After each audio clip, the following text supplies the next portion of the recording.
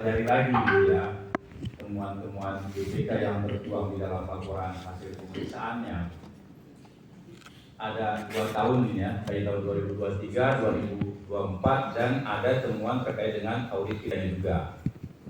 Nah yang 2023 dan 2024 sebenarnya hampir mirip-mirip juga. Jadi BPK selaku pemeriksa dari hasil pemotretannya gitu ya, melihat bahwa ada belanja yang tidak sesuai ketentuan, kemudian juga ada bukti-bukti yang tidak lengkap dan tidak sah dan tidak senyatanya. Nah sehingga sebenarnya kalau menurut hemat saya harus kita perkuat di regulasinya sendiri. Saya juga baru menerima konsep keputusan bupatinya ini. Kami lihat tipis-tipis gitu sekilas-sekilas ini lebih banyak ke aspek pelaksanaan atau ibaratnya turunan dari peraturan Kementerian Kesehatannya. Padahal nanti yang punya uang, Kementerian Keuangan, dia juga ngatur. Di sini aspek pertanggungjawabannya kami lihat belum ada diatur gitu ya. Di sini inilah sebenarnya yang harus lebih didetailkan lagi, dirinci. Kemudian aspek perencanaannya juga di sini tidak diulas, walaupun tadi Pak Kabid ada ya di paparannya. Tapi aspek pertanggungjawabannya kami lihat tidak disentil-sentil gitu. Padahal disinilah sebenarnya kata kunci agar program ini bisa lebih akuntabel. Kemudian ini ya saya mungkin dari 2010 sampai 2022 kebetulan saya di bidang akuntansi yang mendampingi BPK. Kemudian ini 2 tahun terakhir ini saya sudah pindah gitu ya. Saya lihat di sini sebenarnya ketika kita diperiksa oleh BPK gitu, sebenarnya yang paling penting adalah komunikasinya gitu ya. Artinya kita harus menyampaikan sesuai kenyataannya. Ada temuan misalnya di Pemda kita ini pada saat audit LKPD tahun 2023 banyak sekali regulasi yang belum ada di puskesmas itu terkait dengan BLUD misalnya. Padahal sudah ada sebenarnya. Nah, ini berarti kan ada entah yang ditanya yang tidak menjelaskan dengan baik, entah siapa gitu ya. Nah ini menjadi temuan misalnya. Nah ini saya bilang harus komunikasinya harus kita menyampaikan dengan sebaik-baiknya. Jadi jangan takut gitu ya. Jangan kita belum apa-apa sudah takut gitu. Nah saya pikir BPK tentu berdasarkan aturan. Dia memeriksa, dia tidak misalnya ada perbedaan gitu ya. Yang sudah diatur saja bisa terjadi perbedaan menginterpretasi, apalagi yang tidak diatur. Nah ini sehingga menurut saya harus betul-betul diperjelas betul. Kemudian terkait dengan standar harga satuannya. Ini kan nanti harganya bisa beda-beda misalnya. Nah, ini juga harus kemudian semakin lengkap pertanggungjawabannya. Ini kan semakin akuntabel. Tadi ada puskesmas Marungi ya, jadi tadi ada saya lihat ada foto-foto, video. Nah ini kan menambah keyakinan pemeriksa. Dan yang paling penting juga selain kayak ada foto atau video, sebenarnya juga harus dilengkapi dengan pencatatan terkait dengan persediaannya. Karena apabila semacam ini bahan habis pakai, berarti di pencatatan di buku persediaannya harus kuat, harus lengkap gitu ya. Mungkin teman-teman aset nanti ya dari BKAD juga bisa bawa peraturan Menteri Dalam Negeri tentang penggunaan barang milik daerah itu juga mengikat teman-teman yang di puskesmas, khususnya yang di persediaan. Nah apabila sudah ada dokumentasi, pencatatan, kemudian persediaan dan pengadaannya juga, saya pikir ini tidak akan menjadi masalah gitu ya.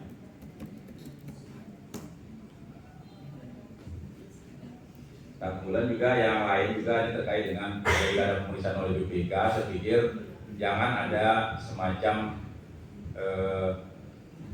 pembatasan pemeriksaan gitu ya. Misalnya dengan terlambat menyampaikan datanya yang diminta gitu.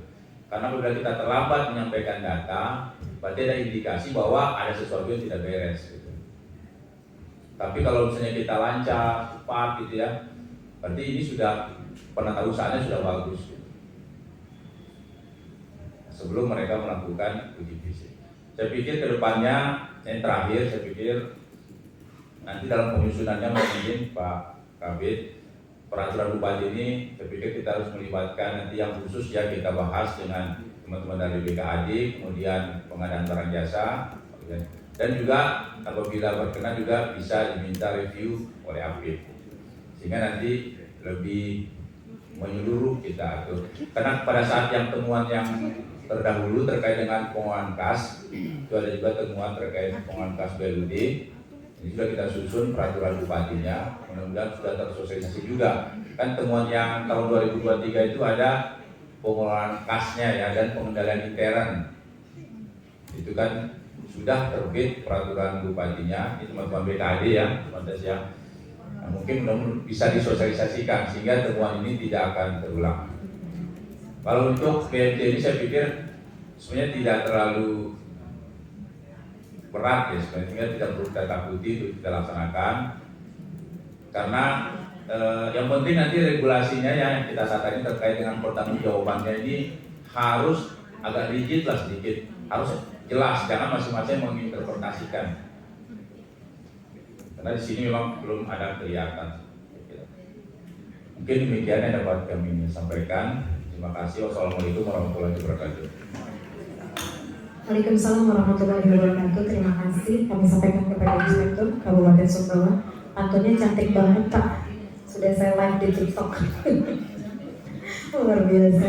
Jadi menurunkan sedikit asumsi bahwa mengerikan Pak. Jadi inspektorat itu mengerikan gitu ya. Oke, luar biasa. Ya, ada 3 orang, mungkin sebelumnya boleh ditanggapi dulu. Mungkin Bapak Ibu dari Kementerian Kesehatan Republik Indonesia, dari Perencanaan Dinkes Sumbawa, kemudian BKAD Kabupaten Sumbawa, dan dari Bapak Inspektur Kabupaten Sumbawa. Kepada Bapak Ibu dari tim Kementerian Kesehatan Republik Indonesia, kami silakan.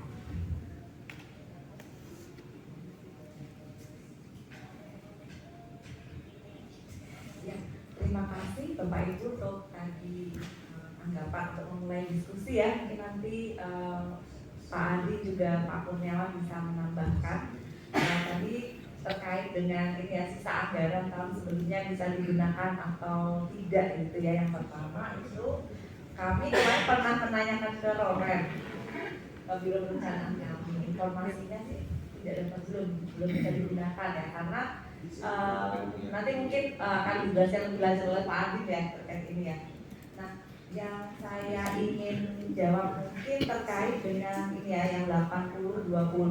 Jadi memang Pak di juknis kami itu memang tadinya basicnya itu adalah swaklola tipe 1. Swaklola tipe 1 di mana dilakukan dengan oleh pengendalian dari puskesmas secara penuh ya, dengan harapan puskesmas itu memberdayakan ya masyarakat setempat ya, pemberdayaan masyarakat. Namun ternyata tidak bisa seperti itu di seluruh Indonesia ya. Jadi karena ada beberapa daerah yang aturannya itu harus e-katalog, harus pihak ketiga dan lain-lain. Nah maka di Juknis 2025 itu kami tambahkan untuk jika dilakukan dengan pihak ketiga. Nah jika tadi sesuai sekali dengan yang disampaikan Bapak ya, jika dilakukan dengan pihak ketiga maka memang 80-20 itu jadi tidak saklek Pak. Tapi kami melindungi bahwa untuk bahan pangan itu ya minimal harus 80 gitu. Sekalipun itu dilakukan oleh pihak ketiga, maka tadi kami menyampaikan kalau dengan pihak ketiga silahkan berkoordinasi. Siapa tahu dia 80% itu bukan hanya bahan pangan tapi sampai bahan jadi gitu ya. Sampai bahan jadi tertuang di PKS. Karena kan kalau pihak ketiga kan sumber dayanya berbeda ya Bapak Ibu ya.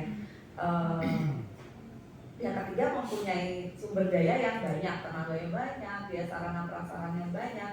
Jadi mungkin dia bisa menangani beberapa lokus gitu ya. Nah perkaliannya kan dia dapat untung lebih banyak dong ya.